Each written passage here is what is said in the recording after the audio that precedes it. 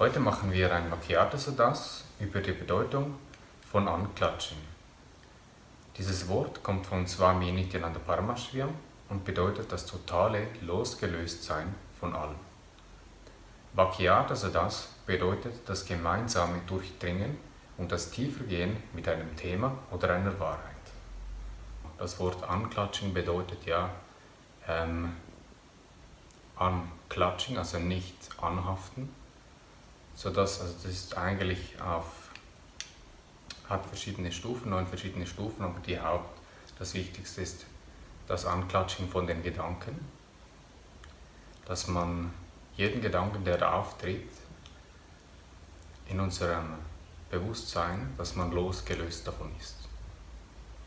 Weshalb ist das so essentiell? Weshalb ist das die offizielle Meditation sozusagen von Sri Nityananda? Ja, unclutching, das sagt es, und das Wort nicht anklatschen, nicht greifen, nicht etwas hinterherrennen, etwas verfolgen oder etwas nehmen und etwas damit machen. Ja, das Wichtigste ist schon das Denken. Dieser ganze Denkprozess ist so enorm stark geworden, dass wir glauben, wir sind diese Gedanken, wir sind das Denken, wir können uns nicht mehr unterscheiden von dem Wirklichen und der Wahrheit. Wir glauben, wir sind die Gedanken, das kommt von einem Extremen, von dieser Identifikation, von dieser Anhaftung an das Denken, an die Gedanken. Für mich ist noch mega wichtig zu unterscheiden, dass Denken ist ja eigentlich ja nicht das Problem von dem Ganzen, sondern dass wir eigentlich den ganzen Tag sozusagen Gedanken haben, aber sie sind völlig nicht zusammenhängend, sie gehen nicht tief und sie kommen nicht aus der Ganzheit. Also schlussendlich kommen sie nicht aus der Ganzheit, sie sind immer nur sehr bruchstückhaft sozusagen. Das ist das, was ich betrachten kann bei mir selber zum Beispiel. Das ist so, wenn ich zum Beispiel ich gehe spazieren, ich betrachte, da kommen diverse Eindrücke von außen, zum Beispiel irgendwie, weiß ich, in ein Haus, dann denke ich kurz darüber nach und dann sehe ich etwas anderes und dann bin ich schon gleich wieder woanders und bin eigentlich ständig gefüllt mit kurzen Gedanken und Überlegungen, die völlig keinen Sinn machen, völlig nicht in die Tiefe gehen, auch von einer Sache. Und sie nehmen mich auch irgendwie völlig ein. Also ich habe zum Beispiel, also wenn ich ganz unbewusst bin, dann ist es zum Teil so, dass ich etwas vorhabe zu machen und dann vergisst man einfach, dass man das im Verlauf des Tages oder im Verlauf von, weiß auch nicht, Stunden oder auch Minuten, dass man das ja eigentlich vorgehabt hat zum Beispiel. Oder man vergisst auch, dass man in den Ofen eingeschaltet hat, weil man einfach so absorbiert ist von so vielen anderen Eindrücken und Gedanken, die da sind, dass man ist nicht mehr bei sich selbst, nicht mehr integer. Ja, man kann nicht authentisch handeln, wenn man von so vielen äußeren Eindrücken permanent beeinflusst wird und dann seine innere Wahrheit, die man ja nur in der Wahrnehmung erfüllen kann, durch all die Gedanken dann nicht mehr fühlt und nicht mehr lebt und dem nicht mehr nachgehen kann, sondern eigentlich ja, ständig nur den Gedanken, was sie gerade noch irgendwie kommentiert haben oder als wichtig empfunden haben oder was sie gerade noch wollen oder was gerade noch aufgetaucht ist, dass man ständig dem dann hinterher rennt. Das habe ich jetzt so für mich erkannt. Weshalb das Loslassen von den Gedanken so essentiell ist. Unclutching ist einfach ein losgelöster Zustand, wo Denken absolut stattfinden kann. Aber wenn wir nicht damit identifiziert sind, wir verfolgen diese Gedanken nicht ständig.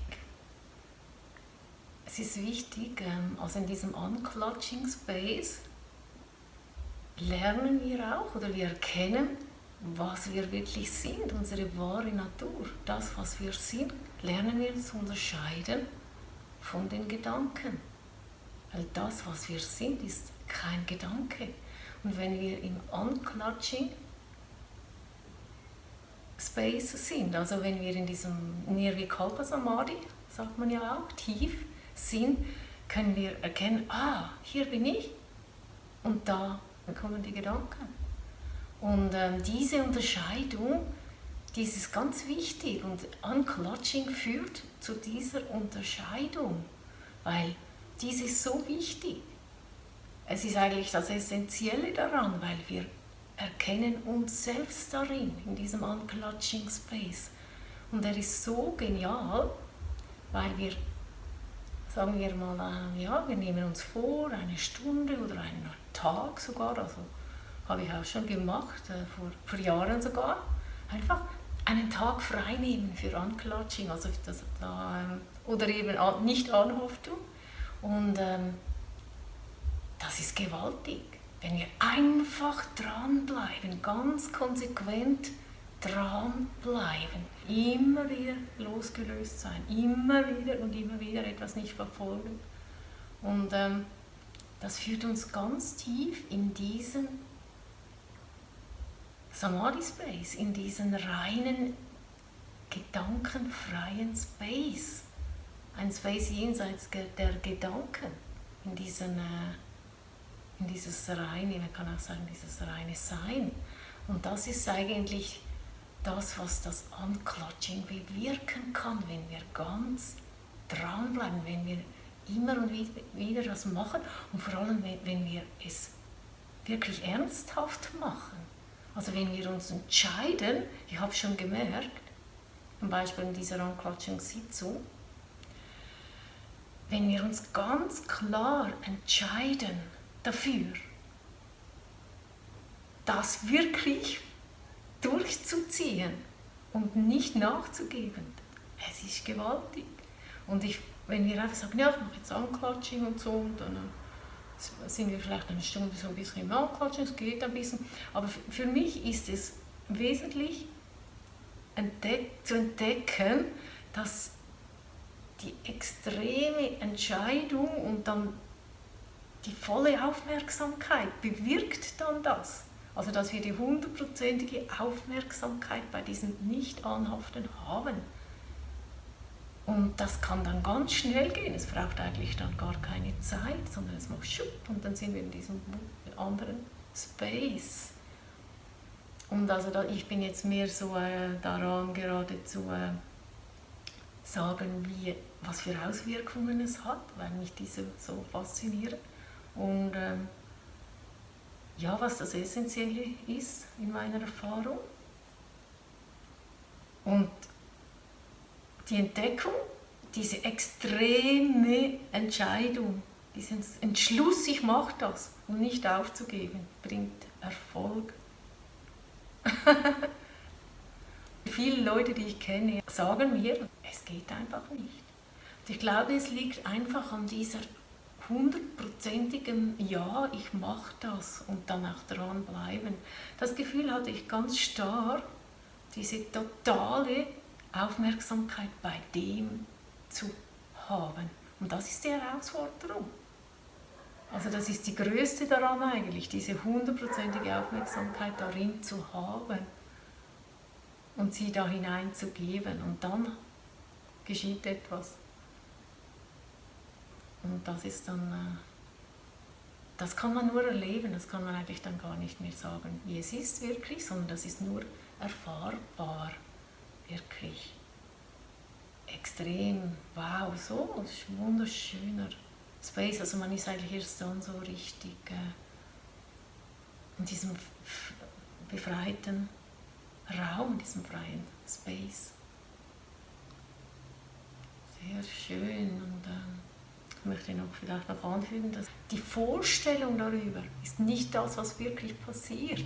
Die Leute haben Vorstellungen, ja, dann kann ich, wenn ich Anklatschen mache, kann ich vielleicht gar nicht mehr, dann fühle ich mich erst recht so nicht mehr zugehörig oder irgendwie fühle ich mich erst recht nicht mehr verbunden, bin ich so außen vor oder was die Leute für Vorstellungen darüber haben. Anklatschen ist nichts für mich, dann kann ich das nicht mehr, keine Verantwortung mehr richtig übernehmen. Das ist der Verstand, der sich vorstellt, wie es ist in Unclutching. Und das ist der ganze Witz. Der Verstand geht dort nicht mit.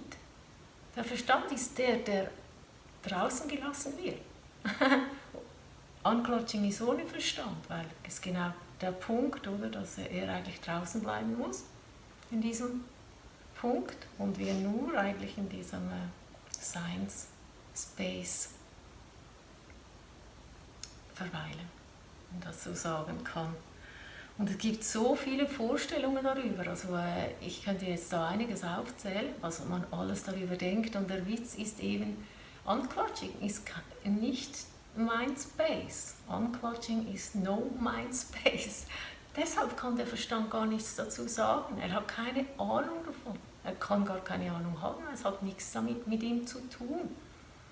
Und dieser Unclutching Space ist eben No Mind oder Beyond Mind, sagt man ja auch. Und das kann man nur erfahren. Ich sage immer wieder, das kann man nur erfahren, weil das, was man darüber denkt, ist das, was es niemals sein kann. Weil es ist kein Gedanke, es ist jenseits der Gedanken. Einfach nochmal so zum Klarsein, weil halt doch eben oft darüber nachgedacht wird, oh, das ist nicht für mich oder vielleicht geht das so und so und dann, oh, wie mache ich dann das, dann kann ich nicht mehr normal arbeiten, kann ich nicht mehr normal das und das machen und so. Und das ist nicht wahr, es sind nur Gedanken. Auch nur komische Gedanken, verwirrende Gedanken, und wenn man es erfährt, erlebt, dann weiß man, sehr klarer Space. Sehr, sehr klarer Space. Ja, das ist eigentlich das, das Wichtigste, was ich dazu sagen könnte. Vielleicht fällt mir noch was ein, vielleicht hast du, Noel, noch was zu sagen. Nein, also ich kann das, was du sagst, von mir bestätigen. Ich kann,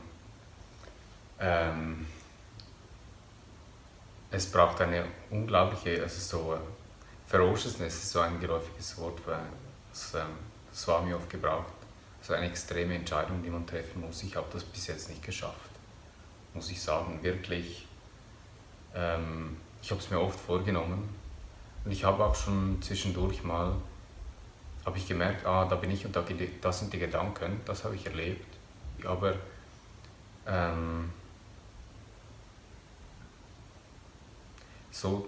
das wirklich dann nachhaltig ins Leben zu integrieren und dem zum Beispiel einen ganzen Tag lang sich dem voll und ganz widmen zu können, das braucht eine enorme Entscheidungskraft, wo ich mich wirklich frage, Willst du es wirklich? ja, und ich kann ja nicht entscheiden, ich will, sondern dieses Wollen, das muss ja von irgendwoher kommen. Diese Entscheidungskraft, woher kommt die? Das habe ich mich letztens gefragt. Weil es braucht enorme Entscheidungskraft. Ja, das kommt davon. Also bei mir kommt es davon, dass du schon bereits eine Erfahrung damit gemacht hast. Also vielleicht eine, die du gar nicht wolltest. Oder? Oder ich jetzt so. Und als ich gemerkt habe, das ist es, genau das ist es, dann hat man plötzlich einen so starken Willen, weil du weißt ganz genau, dass das der Weg ist und dass es das ist, dass es da lang geht. Und dann willst du das, oder? Weil du erkennst, was darin steckt, was für ein Wunder eigentlich genau darin steckt, dass das dein ganzes Leben verändert, dass es eigentlich das Wichtigste ist überhaupt in deinem ganzen Leben. Und wenn du das plötzlich erkennst, dass so eine kleine Sache einen grundlegenden Wandel bewirkt, denkst du, ich mache das. Und dann aber das war schon lange früher, da war ich noch... dann habe ich dann wirklich mir einfach Ferien genommen, nur für das, weil ich genau gewusst habe, ich weiß, es gibt nichts anderes, nur das, für mich wenigstens. Und das ist wirklich so. Ich bin da gewandert und ich habe nicht aufgegeben, ich weiß noch genau. bin in die Berge gewandert mit Rucksack und ich habe einmal gesagt, ich mache nichts anderes als das. Vom Morgen bis am Abend und ich gebe nicht auf. Und es war ein Riesenerfolg, sage ich jetzt, ein Erfolg. Nach schon einer Stunde ist es passiert. Und ich war den ganzen Tag in dem schönsten Space, den ich jemals erlebt hatte. Einfach so zum Sagen, es lohnt sich, es lohnt sich. Und es war, wow, das war der Himmel. Also ich meine, der Himmel jenseits von Himmel und Hölle. Ich bin nicht mehr in die Hölle gefallen nachher, also in dem Sinne, sondern es war mir so tief etwas klar. Das war einfach, ich kann das jedem empfehlen, unbedingt. Das ist so eine winzig kleine Sache, das zu üben. Und mit so einer gewaltigen Wirkung, die dein ganzes Leben verändert. Aber niemand sieht das, darum macht es ja niemand. Oder die wenigsten. Und ich denke, das kommt daraus, dass du schon so ein Space erlebt hast und merkst, Mensch, es gibt eigentlich gar nichts anderes. Und dann kommt die Entscheidung, das Kraft wird enorm viel stärker. Weil du weißt, wofür und wozu. Und ich glaube, das ist wegen dem, aber ich denke, auch vorher kann man schon sagen, ich mache es jetzt einfach und ich will das jetzt einfach, auch wenn ich noch nicht genau einsehe, wieso. Also ich habe auch enorme Entscheidungskraft schon gefühlt, aber für andere Dinge. Genau! Was zum Beispiel? Als es um die Gesundheit von jemandem ging, der mir sehr lieb war. Oder bei einem Wettbewerb zum Beispiel, einem sportlichen Wettbewerb, war ich ehrgeizig. Aber jetzt bei dem Anklatschen ist noch nicht die Ferociousness, es ist einfach noch nicht passiert, wirklich. Leider nicht. Ja, das macht nichts. Also, es ist spannend, wie wir jetzt so miteinander reden. Es ist schön, wenn es so ein bisschen persönlich wird und wir unsere Erfahrung teilen. Aber ich bin so inspiriert davon, weil deshalb rede ich so, wie ich rede. Genau. Und ich mache diese Unclutching-Sessions, immer am Donnerstag eine einfach, ja. Und da sehe ich auch Leute, die nicken halt immer wieder rein. Und es ist wahr, wenn aber dieses Ferocious, wie Noel sagt, dieses Ferociousness, diese extreme, dann die hat Kraft gegen die Müdigkeit sogar. Die durchdringt alles, auch jede Müdigkeit fällt ab. Ich will das jetzt einfach. Und das ist genauso, habe ich auch erlebt. Wenn Müdigkeit kommt, holt es einem halt ein, mach nicht mehr, mach morgen weiter oder so. Aber das ist es eben der Punkt, wenn du dieser Wille, du wirst nicht mehr müde, nichts mehr, weil du willst das. Und diese Kraft braucht es, diese dir durchdringt einfach alle anderen Zustände und führt dann in diese Befreiung, ja. Und das ist vielen nicht so ganz bewusst, die jahrelang Unclutching üben natürlich, weil, ja, also ich kenne jemanden, der schon jahrelang Unclutching übt und keinen Erfolg damit hat. Und natürlich muss eine gewisse Reife, ich glaube, es muss eine gewisse Reife des Bewusstseins bereits da sein, damit man dieser Erfolg eintreten kann.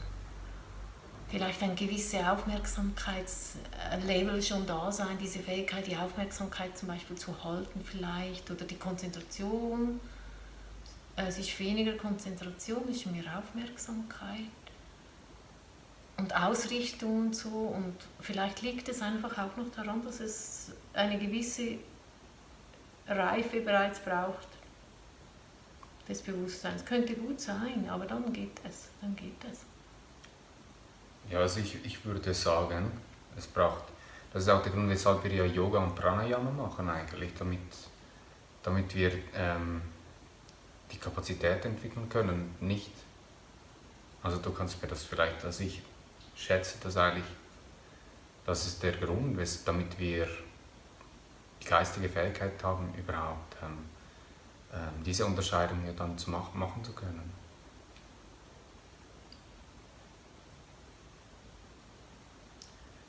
Ja. Kannst du vielleicht nochmal darüber reden, wie ist es, wenn ohne Gedanken zu funktionieren? Aha, ja, das ist ein spannendes Thema, das muss man, weil das kommt auch immer, gerade gestern.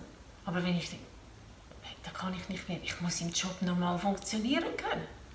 Hat die wirklich auch gesagt. Und das stimmt, da kommen solche Gedanken, es sind eben Gedanken, weil der da oben weiß nicht, wie das dann ist und hat Befürchtungen, dass dann das Leben ohne ihn nicht mehr geht. Ja, und deshalb kommen ja solche Fragen, ja, ist klar, oder? Also ich denke, das Bewusstsein ist dann ja eigentlich noch sehr viel größer ohne Gedanken. Und man ist dann eigentlich, ich denke, man funktioniert dann vor allem eigentlich über die Intuition, über die Wahrnehmung. Also zum Beispiel die lebenswichtigen Dinge, die man machen muss, wie, ich weiß auch nicht, Duschen, Körperpflege und so weiter, Essen, Nahrungsbeschaffung, all diese wichtigen Dinge sozusagen, die erfüllt man dann eigentlich ja automatisch. Man ist ja nicht vom Körper getrennt. Also das spürt man, dass es jetzt angesagt, das zu tun. Also das klärt sich eigentlich. Ja, eben, wenn man aufs WC muss, dann kommt man ein Signal und geht einfach. Also es ist einfach das Natürlichste von der Welt, da überlegt sich auch niemand, oder? Irgendwas darüber. Und was du sagst, finde ich auch das Wichtigste. Das Leben geht über die direkte Wahrnehmung, über die unmittelbare Wahrnehmung, nicht mindgesteuert. Das ist eigentlich der wichtigste Punkt, das wahre, wirkliche, echte Leben. Wenn wir ein Tier beobachten, das ganz im Leben ist, ganz im Körper, wenn wir eine Katze auf dem Feld beobachten, so kreuz und quer läuft und irgendwie ihrem Instinkt nachgeht und ganz präsent, das ist hochinteressant. Und das Leben geht ohne diesen da oben. Aber das heißt ja nicht, dass wir den nicht gebrauchen sollen im richtigen Moment und in den richtigen Dingen. Dass der wirklich sehr, sehr dienlich ist. Das hat auch nichts damit zu tun, dass wir den nachher nicht mehr gebrauchen. Aber der hat im Moment einfach die falsche Rolle. Er ist völlig überfordert mit der Chefposition, die er eingenommen hat, also die wir ihm gegeben haben. Wenn der Meister ausgezogen ist, kommt der kleine Wicht und übernimmt das Leben und dann ist er überfordert und macht ein Schlamassel, stellt er her. Also. Und das ist der Schlamassel dieser Welt, gesteuert vom denkenden Geist. Ja. Und wenn eben das Denken angeklatscht ist, also wir sind nicht am Denken angeklatscht, kommt eine andere Intelligenz ins Spiel. Eben die Wahrnehmungsintelligenz, das Gewahrsein. Davon sind wir gelenkt. Und der Verstand hat einfach seine eigene Rolle darin, dass wenn ich einkaufen muss, kann ich kurz überlegen, was ich alles brauche und aufschreiben. Er hat wirklich auch seine Funktion dann, aber nicht mehr über die großen Dinge des Lebens Entscheidungen trifft. Nein, das funktioniert nicht. Das ist wirklich in der falschen Rolle. Und mit Anklatschen können wir eben wieder das berichtigen, dass die Weisheit im Leben unser Steuer übernimmt, die Weisheit und die Intelligenz, die reine, wahre Intelligenz. Und der Verstand eine untergeordnete Rolle darin einnehmen kann, wenn es ihn gerade braucht. Ich glaube, das ist dann wirklich der Zweck und ich sehe das auch jetzt schon so, also ich erfahre das bereits schon so, ich merke einfach, es kann immer tiefer gehen. Und ja, das sind wichtige Sachen, die ihr jetzt gerade angesprochen habt. Schön, dass mit der Wahrnehmung noch gekommen ist. Genau. Inspiriert man sich gegenseitig. Schön. Weil es sehr extrem wichtig. Wir fühlen das Fühlinstrument, Körper, das Fühlinstrument.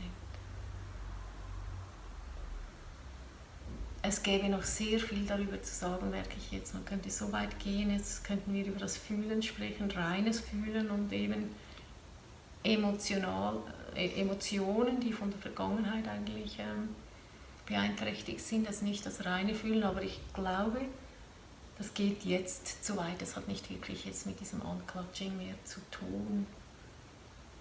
Aber man wäre interessant, einfach solche Ausführungen, aber machen wir ja jetzt nicht. Da hast du noch zum Unclutching was zu sagen? Nein, also ich könnte noch sagen, dass ich auch sehr viel lerne von den Tieren, wie die funktionieren, dass es ganz anders ist. Von meinen Katzen, die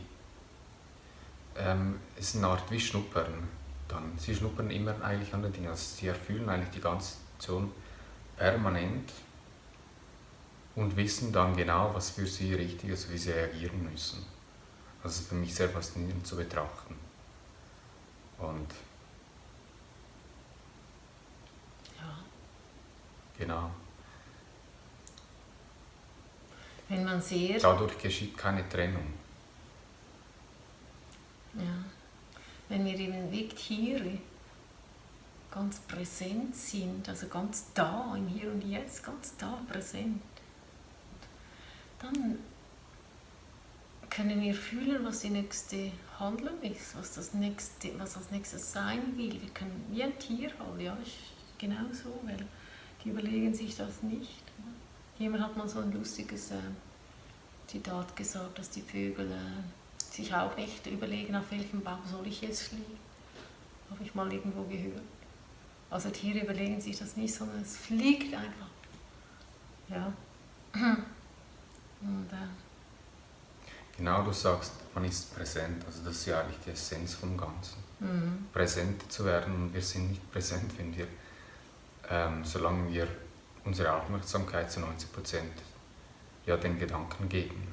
Das ist ja eigentlich das Übel von dem Ganzen, nicht? Weil in der Präsenz, das spüren wir ja, wenn wir ganz im Körper sind, dann fragen wir uns nicht, dann wissen wir einfach unmittelbar, was Sache ist und wir spüren den anderen sehr klar, wir wissen, was als nächstes zu tun ist. Alle Fragen sind eigentlich dann gelöst. Das ist die Lösung für das Leben. Unclutching ist die Lösung für alle Probleme des Lebens. Das ist so. Deshalb machen wir das, weil es das Beste ist. Okay. Gut. Ich denke, war ein super Schlusswort. Unclutching ist zur Lösung für das Leben. Und ja, ich hoffe, es hat euch gefallen. Und ja, bis zum nächsten Mal. Ja, mit einem anderen Thema. Genau.